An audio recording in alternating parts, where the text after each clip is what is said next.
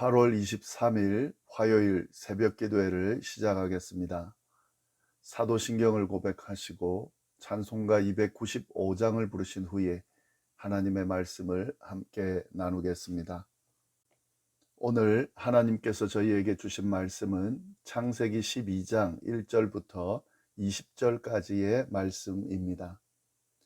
여호와께서 아브라함에게 이르시되 너는 너의 고향과 친척과 아버지의 집을 떠나 내가 내게 보여줄 땅으로 가라. 내가 너로 큰 민족을 이루고 내게 복을 주어 내 이름을 창대하게 하리니 너는 복이 될지라. 너를 축복하는 자에게는 내가 복을 내리고 너를 저주하는 자에게는 내가 저주하리니 땅의 모든 족속이 너로 말미암아 복을 얻을 것이라 하신지라. 이에 아브라함이 여호와의 말씀을 따라갔고 롯도 그와 함께 갔으며 아브라함이 하란을 떠날 때에 75세였더라. 아브라함이 그의 아내 사레와 조카 롯과 하란에서 모은 모든 소유와 얻은 사람들을 이끌고 가나안 땅으로 가려고 떠나서 마침내 가나안 땅에 들어갔더라. 아브라함이 그 땅을 지나 세겜 땅 모래 상수리 나무에 이르니 그때에 가나안 사람이 그 땅에 거주하였더라. 여호와께서 아브라함에게 나타나 이르시되 내가 이 땅을 내 자손에게 주리라 하신지라. 자기에게 나타나신 여호와께 그가 그곳에서 제단을 쌓고 거기서 베델 동쪽 산으로 옮겨 장막을 치니 서쪽은 베델이요 동쪽은 아이라. 그가 그곳에서 여호와께 제단을 쌓고 여호와의 이름을 부르더니 점점 남방으로 옮겨 갔더라. 그 땅에 기근이 들었으므로 아브라함이 애굽에 거류하려고 그리로 내려갔으니 이는 그 땅에 기근이 심하였음이라. 그가 애굽에 가까이 이르렀을 때에 그의 아내 사레에게 말하되 내가 알기에 그대는 아리따운 여인이라. 애굽 사람이 그대를 볼 때에 이르기를 이는 그의 아내라 하여 나는 죽이고 그대는 살리리니 원하건대 그대는 나의 누이라 하라. 그러면 내가 그대로 말미암아 안전하고 내 목숨이 그대로 말미암아 보존되리라 하니라. 아브라함이 애굽에 이르렀을 때에 애굽 사람들이 그 여인이 심히 아리따움을 보았고 바로의 고관들도 그를 보고 바로 앞에서 칭찬함으로 그 여인을 바로의 궁으로 이끌어 들인지라. 이에 바로가 그로 말미암아 아브라함을 후대함으로 아브라함이 양과 소와 노비와 암수 나귀와 낙타를 얻었더라. 여호와께서 아브라함의 아내 사레의 일로 바로와 그 집에 큰 재앙을 내리신지라. 바로가 아브라함을 불러서 이르되 내가 어찌하여 나에게 이렇게 행하였느냐. 내가 어찌하여 그를 내 아내라고 내게 말하지 아니하였느냐. 내가 어찌하여 그를 누이라 하여 내가 그를 데려다가 아내를 삼게 하였느냐. 내 아내가 여기 있으니 이제 데려가라 하고 바로가 사람들에게 그의 일을 명하매 그들이 그와 함께 그의 아내와 그의 모든 소유를 보내었더라. 아멘. 창세기 초반 내용을 쭉 보면은 아담이 범죄한 이후에 죄는 점점 확산되어 가고 사람들은 극도로 타락해 갔다는 것을 우리가 볼 수 있었습니다. 그래서 하나님께서는 결국 홍수 심판으로 모든 사람들을 멸하시고 방주를 통해 구원받은 노아와 노아 가족들을 중심으로 세상을 다시 시작하셨습니다. 그러나 인간의 죄악은 사라지지가 않았습니다. 계속해서 그 죄악의 흔적들이 드러나고 죄가 점점 커지고 걷잡을 수 없이 불어났습니다. 이에 하나님은 하나님의 백성들을 따로 선택하고 세우셔서 그들을 통해 새로운 재창조의 역사를 시작하기로 계획하시고 그 일을 시작하셨습니다. 이를 위해 선택받은 사람이 바로 아브라함입니다. 하나님께서는 아브라함을 선택하셔서 그를 통해 큰 민족을 이루고 그에게 복을 주셔서 이름을 크게 하고 복의 근원이 되겠다고 선언하고 약속해 주셨습니다. 12장 1절 2절 말씀에 그 내용이 나옵니다. 여호와께서 아브라함에게 이르시되 너는 너의 고향과 친척과 아비의 집을 떠나 내가 내게 보여줄 땅으로 가라. 내가 너로 큰 민족을 이루고 내게 복을 주어 내 이름을 창대케 하리니 너는 복이 될지라. 하나님께서는 아브라함을 선택하시고 이 축복의 말씀을 주시면서 복의 근원이 될 것이다 라고 말씀해 주셨습니다. 이 아브라함을 통해서 하나님의 그 계획을, 새로운 재창조의 역사를 이루어 가겠다라고 말씀하신 거죠. 그런데 하나님께서 이 축복의 말씀을 주시면서 그의 고향과 친척과 아버지의 집을 떠나 하나님께서 보여줄 땅으로 가라고 지시를 하셨습니다. 이 축복의 말씀을 주셨지만 이 축복의 말씀 안에는 하나님이 행해야 될, 그러니까 아브라함이 행해야 될 그런 행동 지침을 주셨다 하는 거죠. 하나님께서 주신 이 지침은 절대 쉽지 않은 그런 지침이었습니다. 자신의 삶의 터전을 떠나야 하고, 그리고 전혀 알지도 못하는 미지의 땅으로 가야 하는 그런 명령이었기 때문에요, 쉽게 지키기 힘든 그런 지침이었습니다. 그런데 아브라함은 하나님의 그 명을 따라서 하나님께서 지시한 땅으로 움직였습니다. 그가 이룬 곳이 바로 가나안 땅인데요, 하나님께서 그 땅을 그의 자손에게 주시겠다고 약속을 하셨습니다. 결국 그 땅에서 큰 민족이 이루어지게 되죠. 하나님의 백성, 선택받은 백성 이스라엘이 거기서 자리를 잡고, 그리고 번성하게 되고, 그래서 하나님의 백성으로서 역할을 감당하게 됩니다. 물론 그 과정 안에는 아브라함이 그곳으로 딱 가서 계속 그곳에서 하나님의 백성 이스라엘이 그렇게 번성한 건 아니고요. 그 과정에서 또 사건들이 일어나지만, 여하튼 아브라함에게 주시겠다고 약속한 지시한 땅, 아브라함이 순종해서 간 그 땅에서 하나님의 그 역사, 약속이 이루어진다는 사실을 우리가 오늘 본문을 통해서 일단 알 수가 있습니다. 아브라함은 그 땅에 가서요, 그 지시한 땅에 가서 하나님 앞에 가장 먼저 제단을 쌓고 하나님의 이름을 부르며 예배를 드렸습니다. 이것이 바로 하나님의 백성 이스라엘이 생기게 되는 과정입니다. 근데 우리가 여기서 꼭 알아야 할 중요한 사실이 있는데요, 아브라함이 복의 근원이 됐잖아요. 복의 근원이 된 것이 그가 무슨 대단한 능력이나 지혜를 가지고 있었기 때문이 아니라는 사실에 우리가 좀 주목할 필요가 있습니다. 아브라함이 복의 근원이 된 것은 전적인 하나님의 선택으로 주어졌습니다. 그 하나님의 선택을 그가 받아들였고, 그리고 선택과 함께 주신 하나님의 명령을 전적으로 순종했기 때문에 그가 복의 근원이 될 수 있었다 하는 거죠. 아브라함은 아주 연약하고 부족함이 있는 사람이었습니다. 이 부분을 우리가 간과하면 안 되겠죠. 이러한 내용이 성경에 몇 군데 나오는데 그 중에 하나가 바로 화요일 오늘 본문인 10절부터 20절까지의 말씀입니다. 이 본문 말씀을 보시면 아브라함의 연약한 모습이 드러나고요, 그런 아브라함의 연약한 모습을 하나님이 잘 참아주시면서 다듬으시면서 신실하게 인도하시는 그런 내용을 우리가 볼 수가 있습니다. 그 내용 좀 더 자세히 보면요, 10절 말씀 보시면 이렇게 되어 있습니다. 그 땅에 기근이 들었으므로 아브라함이 애굽에 거류하려고 그리로 내려갔으나 이는 그 땅에 기근이 심하였음이라.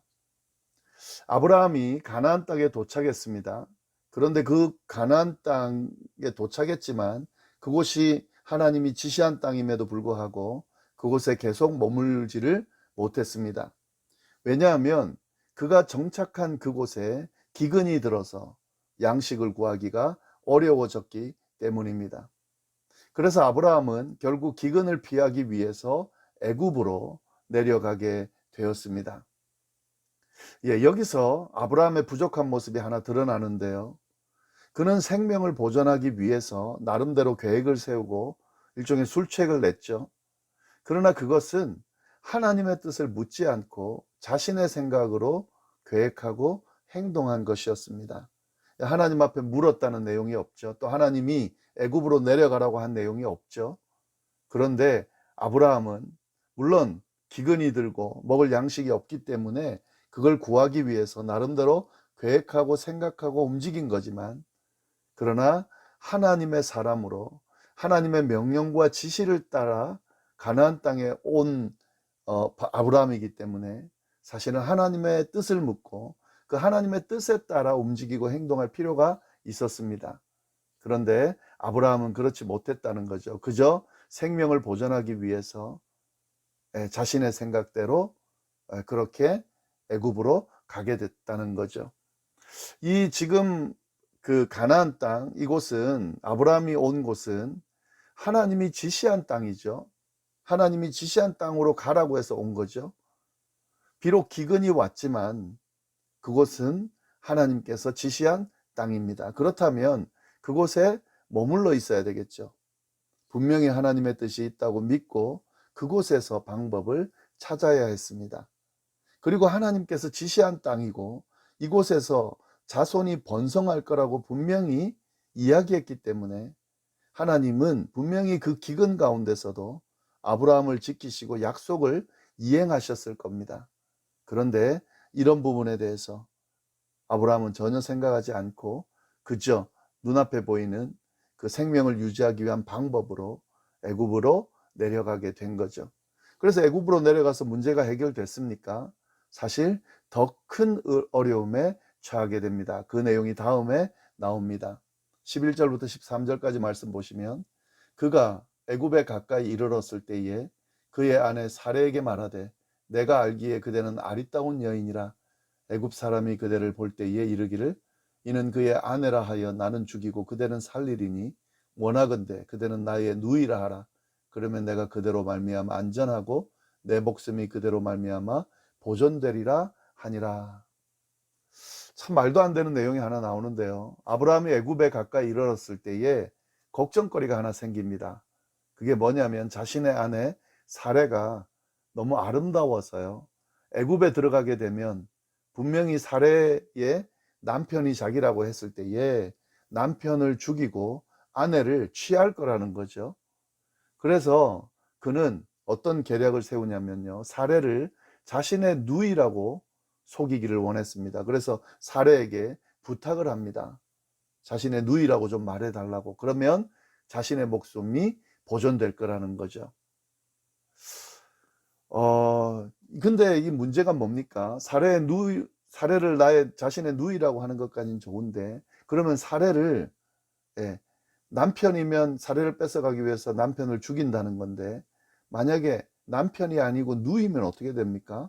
사례를, 자신은 죽이지 않겠죠. 아브라함은 죽이지 않겠지만, 사례를 취하게 되겠죠. 근데 사실 이것이 더 말도 안 되는 거죠. 자신의 아내를 다른 사람의 아내로 주겠다는 거잖아요. 자기가 살기 위해서. 정말 한심하고 용납하기 힘든 그런 계획을 아브라함이 지금 세우고 있습니다. 이 발상 자체가 아주 말도 안 되는 발상을 하고 있는 거죠. 물론 이것은 하나님의 뜻도 아닙니다. 하나님 이걸 원하시겠습니까? 그렇지가 않겠죠. 근데 아브라함은 지금 그 생각을 하고 있는 거죠. 그만큼 아브라함도 이런 연약하고 어리석은 그런 사람이라는 것을 우리가 알 수가 있습니다. 그의 이러한 속임수, 이 계략 때문에 해결이 됐느냐? 더 큰 어려움을 야기시키게 됩니다. 14절 15절 말씀 보시면 아브라함이 애굽에 이르렀을 때에 애굽 사람들이 그 여인이 심히 아리따움을 보았고 바로의 고관들도 그를 보고 바로 앞에서 칭찬함으로 그 여인을 바로의 궁으로 이끌어 들인지라 이렇게 되어 있죠. 이 아브라함이 걱정한 부분이 맞긴 맞아요. 일부는 애굽 사람들은 사례를 보고 관심을 가졌습니다. 참 재밌는 것은 당시의 사례 나이가 65세였는데도 불구하고 사람들의 관심을 끌 정도였다면 이 사례의 아름다움이 정말 두드러졌던 것 같습니다. 이 사례의 아름다움을 바로의 고관들도 보게 되는데요. 그들이 바로 앞에서 칭찬을 했더니 바로가 사례를 왕궁으로 끌어들이게 됩니다. 여기서 끌어들였다는 말은 결혼하기 위해 데려왔다는 의미가 있습니다. 어떻게 이걸 알 수 있냐면요. 나중에 바로가 다 알고 난 후에 아브라함에게 하는 말을 보면 알 수 있습니다. 19절 보시면요. 내가 어찌하여 그를 누이라 하여 내가 그를 데려다가 아내를 삼게 하였느냐. 내 아내가 여기 있으니 이제 데려가라. 그러니까 바로가 사례를 데리고 와서 아내로 삼았다는 거죠. 예. 이 바로는요, 아주 나쁜 사람은 아니었던 것 같아요. 아주 신사적이었던 것 같은데요. 왜냐하면은 사례를 아내로 맞이하면서 그의 응당한 보답을 아브라함에게 하는 것을 보면 알 수가 있습니다. 16절 보시면 이에 바로가 그로 말미암아 아브라함을 후대함으로 아브라함이 양과 소와 노비와 암수 나귀와 낙타를 얻었더라. 예, 아브라함이 사례의 오빠니까 당연히 이렇게 대하는 거죠. 오빠라고 생각하니까 이렇게 대하는 거죠. 예, 후대했다고 그랬죠. 그리고 정말 귀한 것을 줬다는 거죠. 여기에 낙타를 줬다고 돼 있는데요. 이 낙타는 그 당시만 해도 굉장히 귀한 동물이었습니다. 근데 낙타를 줬다는 것은 정말 극진히 아브라함을 대하고 있다는 건데요. 근데 이 상황을 한번 보세요. 이 아내를 팔아가지고 자신의 목숨도 연명하고, 그리고 이런 그 대접까지 받았을 때에 아브라함의 마음이 어땠겠습니까?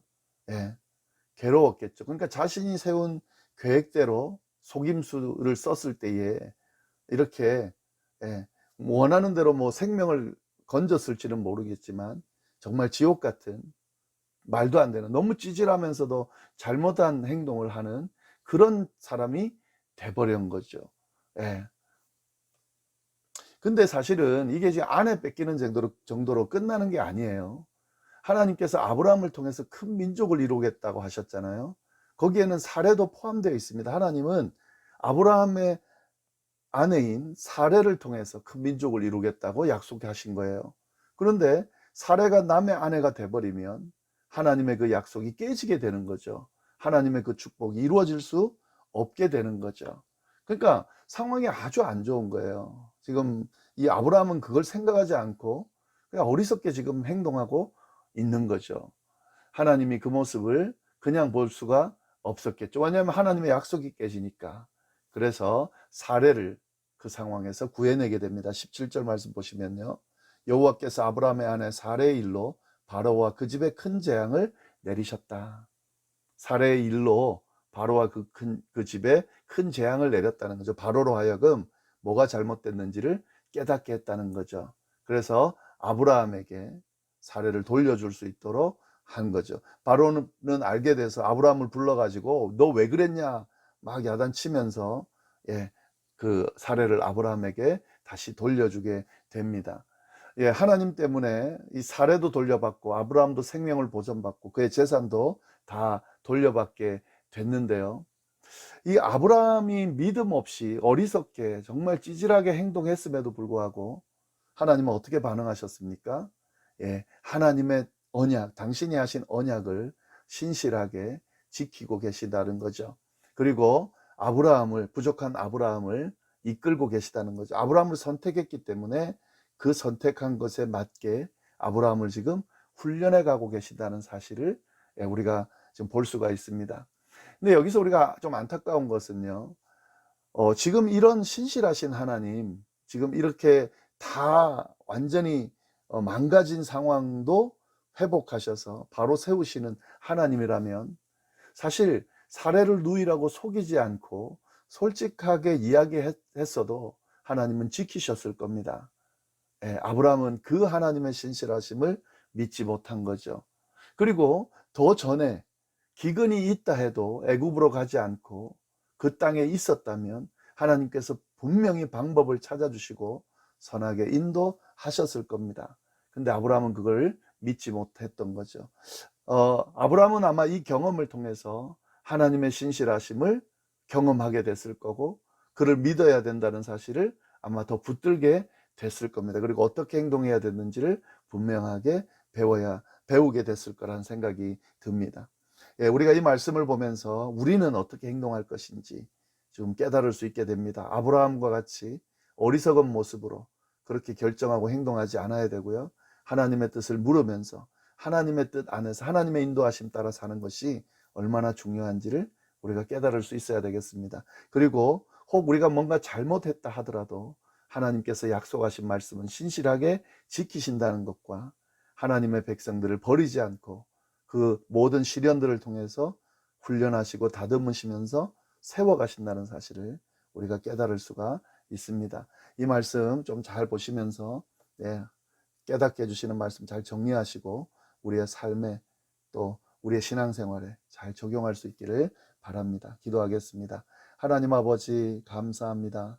귀한 말씀으로 우리를 채우시며 하루를 시작하게 하시니 감사합니다. 하나님, 하나님의 뜻에 합당한 삶을 살아갈 수 있도록 하나님의 뜻을 물으며 살아갈 수 있도록 주여 인도하여 주시고 어떤 상황에서도 신실하게 지키시고 인도하시는 약속을 이행하시는 신실하신 하나님이라는 사실을 기억하면서 그 하나님과 동행하는 삶을 살아갈 수 있도록 주여 인도하여 주옵소서. 오늘 하루 하나님께서 허락하신 귀한 날입니다.